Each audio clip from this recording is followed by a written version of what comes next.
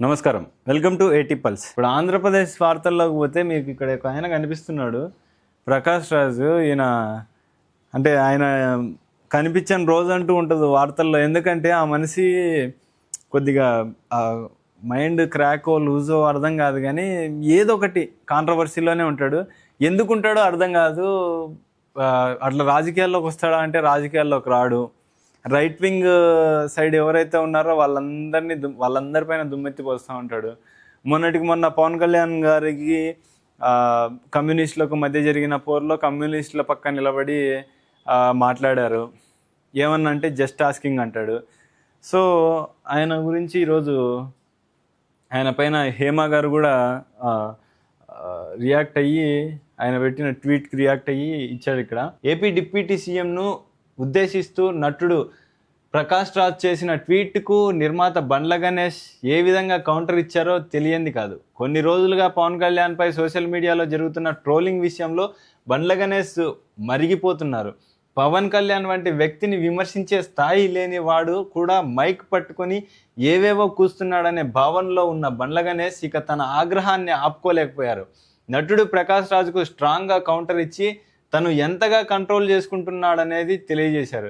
ఇప్పుడు నటి హేమ కూడా ప్రకాష్ రాజుకు ఇచ్చి పడేశారు. ఈ మేరకు ఆమె విడుదల చేసిన వీడియోలో, హలో ప్రకాష్ రాజు గారు, ఈరోజు ఉదయం పవన్ కళ్యాణ్ గారిని ఉద్దేశించి మీరు చేసిన ట్వీట్ చూసా, మనసు చివుక్కుమంది. పవన్ కళ్యాణ్ గారిని దొర అని సంబోధించడం వెనక మీ వెటకారం అర్థమవుతుంది. తెలంగాణ ప్రాంతంలో దొర అనే పదాన్ని ఏ ఉద్దేశంతో వాడతారో మీకు తెలియంది కాదు. పవన్ కళ్యాణ్ గారిని రాజకీయంగా విమర్శించండి, తప్పులేదు. కూటమి ప్రభుత్వం విధానాన్ని, జనసేన నిర్ణయాల్ని కూడా విమర్శించండి, తప్పులేదు. కానీ వ్యక్తిగత హననం చేయడానికి ప్రయత్నించకండి ప్లీజ్. పవన్ కళ్యాణ్ గారి వ్యక్తిత్వం ఏంటో మీకు తెలుసో లేదో కానీ కోట్ల మంది ప్రజలకు తెలుసు. మీరు చదవరు కదా. గతంలో ఈ తరహా విమర్శలు చేసిన వాళ్ళు ఏమైపోయారో చరిత్రలో చదవండి, మీకే అర్థమవుతుంది.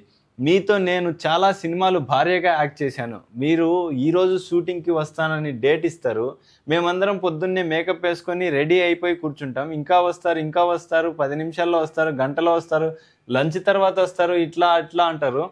మీకు యాక్ట్ చేసే మూడ్ లేక నేను వేరే కంట్రీ వెళ్ళిపోయాను అంటారు. కనీసం వేరే కంట్రీ వెళ్ళే ముందు ఎవరికి ఫోన్ చేసి చెప్పడం కానీ, ప్రొడ్యూసర్కి కానీ, డైరెక్టర్కి కానీ చేయరు.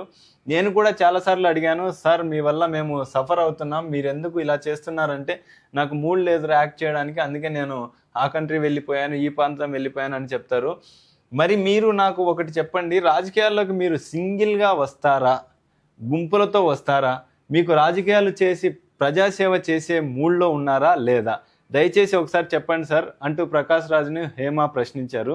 సో ఈ ప్రకాష్ రాజు గారు ఎవరైతే ఉన్నారో ఆయన మాత్రం రాజకీయాల్లోకి రాడు. ఎందుకంటే రాజకీయాల్లోకి వస్తే డిపాజిట్లు కూడా రావు. నాకు తెలిసి అయితే 100కి 100% ఆ మనిషి డిపాజిట్లు కూడా కోల్పోతాడు. ఈవెన్ నాకు తెలిసి ఒక చిన్న స్థాయి కార్యకర్తగా కూడా ప్రకాష్ రాజు పనికిరాడు. ఎందుకంటే ఆ మనిషి ఆలోచన భావాలు అట్లుంటాయి.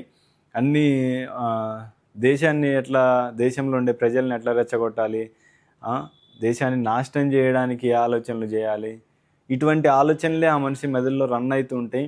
ఎవడన్నా దేశానికి మంచి చేస్తే చూస్తూ ఉండలేడు, ఎవడన్నా సనాతన ధర్మం గురించి మాట్లాడితే చూస్తూ ఉండలేడు. సో ఇటువంటి వ్యక్తి గురించి మనం ఎంత తక్కువ మాట్లాడుకుంటే అంత మంచిది.